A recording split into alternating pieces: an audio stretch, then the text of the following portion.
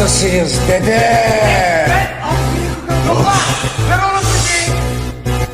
Ses ver Adana, zirveden selam. Durmak yok omi, patlamaya devam. Yok bundan sonra size sigara filan. Uçuyor yıldızlara müptezel bayan. Ses ver Adana, zirveden selam. Durmak yok omi, patlamaya devam.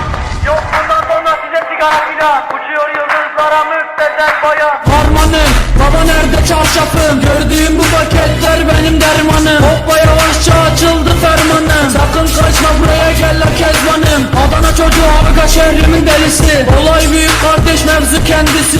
Plaka 01 korku üstünde. Yazmak için yine yuttun bence. Hey torbacı bana versene borç. Olmaz lan o adamlarları peşin satıyoruz. Bu yüzden babamın cüzdanını çalıyoruz. Akşam olunca dayak yemeye başlıyoruz. Ben yazınca mı neşemiz yerinde. Siz ayrı